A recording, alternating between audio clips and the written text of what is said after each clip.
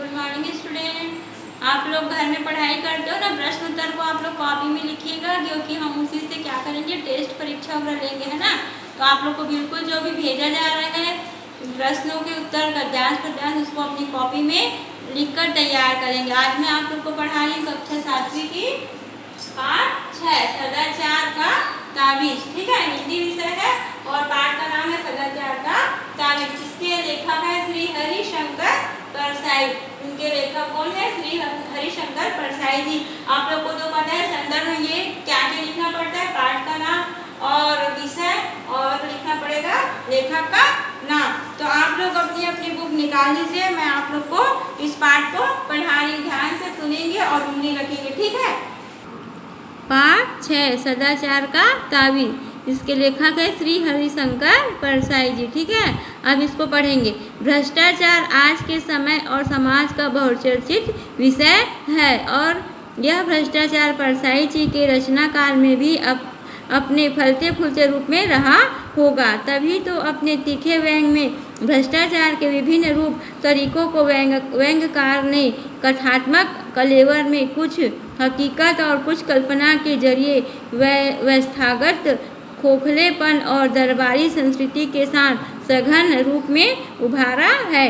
भ्रष्टाचार का मतलब आप लोग को जानते हो गया, अगर नहीं पता होगा बता रही। भ्रष्टाचार यानी कि कुछ भी हमको काम कराने के लिए सामने वाले को क्या करना पड़ता है, बनाना पड़ता है, उसको प्रलोभन देना पड़ता है ना। तो उस समय जब लेखक कह रहे हैं कि जब वो आए थे तो उनके समय में जो ये भ्रष्टाचार था वो धीरे धीरे क्या हो रहा था, फल फूल रहा था। इसलिए लेखक ने इसके जो है उसके लिए क्या किया है, व्यंग्य कसा यानी इसकी आलोचना की है और उसके बारे में बताया है कि भ्रष्टाचार किस तरह से हमारे इसमें विश्व में या राज्य में फैला हुआ है ना।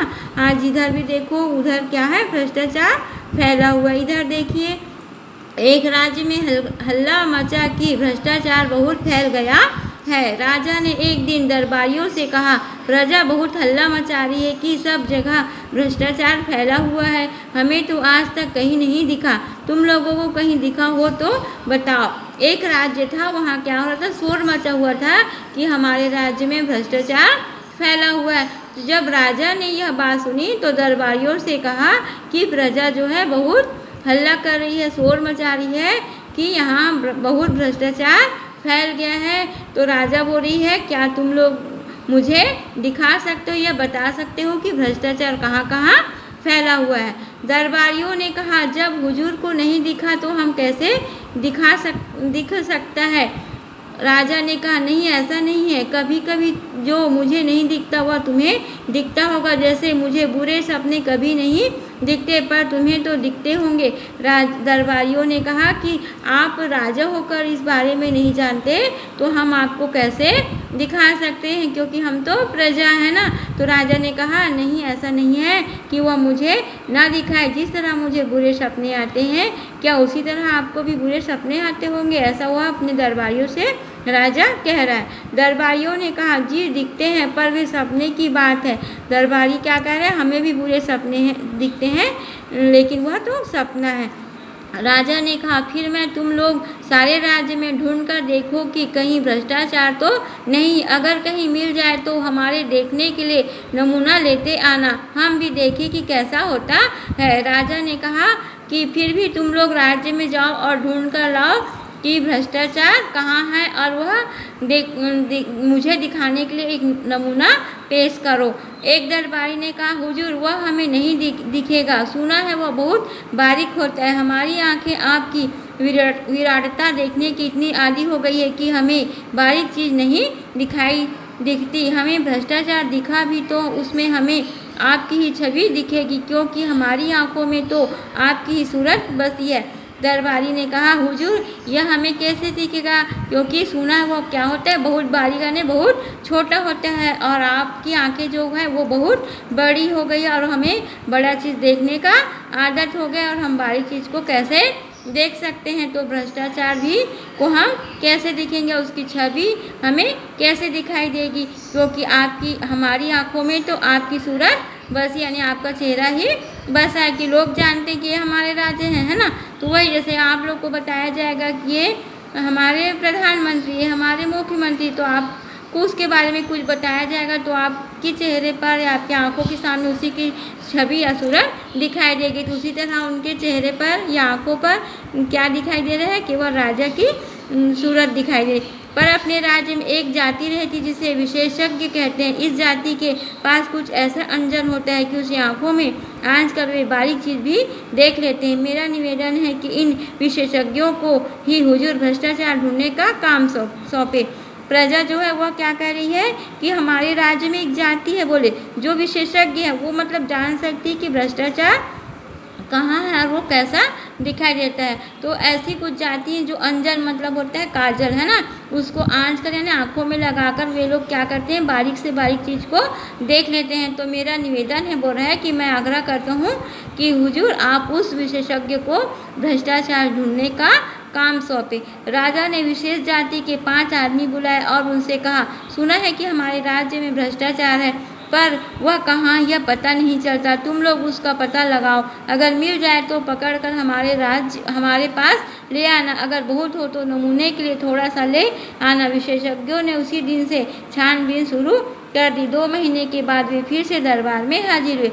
राजा जो थे वे विशेष जाति के 5 लोगों को बुलाया और कहा कि हमारे राज्य में भ्रष्टाचार फैला हुआ है, तुम उसे ढूंढ कर लाओ और मेरे सामने पकड़ कर ले आओ। ज़्यादा नहीं तो कम से कम थोड़ा सा दिखाने के लिए लेकर आना। और विशेषज्ञ जो थे उन लोग क्या करें, छानबीन खोजबीन चालू कर दिए। उसके बाद वे 2 महीने के बाद दरबार में हाजिर हुए। राजा ने पूछा, विशेषज्ञों तुम्हारी जांच पूरी हो गई। राजा ने उससे पूछा कि क्या तुम लोग जांच कर लिए। तो उन्होंने कहा, जी सरकार, क्या भ्रष्टाचार मिला। जी बहुत मिला। वो पूछा कि भ्रष्टाचार मिला, तो उन्होंने क्या कहा, मुझे बहुत मिला। राजा ने हाथ बढ़ाया, लाओ मुझे बताओ, देखूं कैसा होता है। विशेषज्ञों ने कहा, हुजूर वह हाथ की पकड़ में नहीं आता, वह स्थूल नहीं है, सूक्ष्म है, पर वह सर्वव्याप्त है, उसे देखा नहीं जा सकता, अनुभव किया जा सकता है। उन्होंने क्या कहा राजा से कि हुजूर उसे हम पकड़ नहीं सकते क्योंकि वह स्थूल यानी बहुत छोटा है और बहुत सूक्ष्म है, दिखाई नहीं देता, लेकिन वह सब सर्वत्र यानी सभी तरफ फैला हुआ है और उसे देखा नहीं, वो सभी तरफ फैला हुआ है लेकिन हम उसे देख नहीं सकते, केवल अनुभव कर सकते हैं। राजा सोच में पड़ गए, बोले, विशेषज्ञों तुम कहते हो वह बहुत सूक्ष्म है और सर्वव्यापी है, ये गुण तो ईश्वर के हैं, तो क्या भ्रष्टाचार ईश्वर है।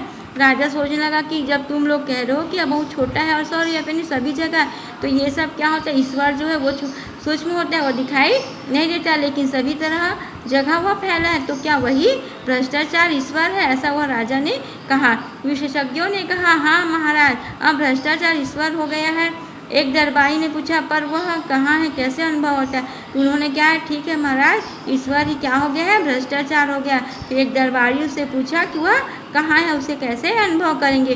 तो विशेषज्ञों ने जवाब दिया, वह सर्वत्र है, वह इस भवन में है, वह महाराज के सिंहासन में है कहकर राजा साहब उछलकर दूर खड़े हो गए। उन्होंने विशेषज्ञों ने क्या कहा, सर्वत्र ने सभी जगह, और वो भवन में भी है बोल रहा है और राजा के सिंहासन पर भी है। तो राजा जैसे सुना वो क्या किया, सिंहासन से उतर गया और नीचे खड़े हो गए। विशेषज्ञों ने कहा, हाँ सरकार, सिंहासन में है। पिछले माह इस सिंहासन पर एक रंग करने के लिए जिस बिल का भुगतान किया गया वह बिल झूठा है, वह वास्तव में दुगने दाम का है। आधा पैसा बीच वाले खा गए और आपके पूरे शासन में भ्रष्टाचार है और वह मुख्यतः घूस के रूप में है। तो विशेषज्ञों ने कहा कि सरकार, आप सिंहासन में हैं, पिछले महीने आपने सिंहासन पर क्या कराया था, रंग चढ़ाया था, और रंग लगाने के बाद जो बिल दिया गया था यानी भुगतान किया गया था वह बिल क्या था, झूठा था। बिल में क्या लिखा है, दुगना भाव लिखा है, यानी जितने में सिंहासन को रंगे हैं उससे वह डबल भाव लिखा है। और जो डबल भाव जो है वो जो बीच में रहता है, जो अधिकारी रहता है, वो क्या करता है, उसको खा लेता है। इस तरह वो शासन में भ्रष्टाचार फैला हुआ है और घूस के रूप में है।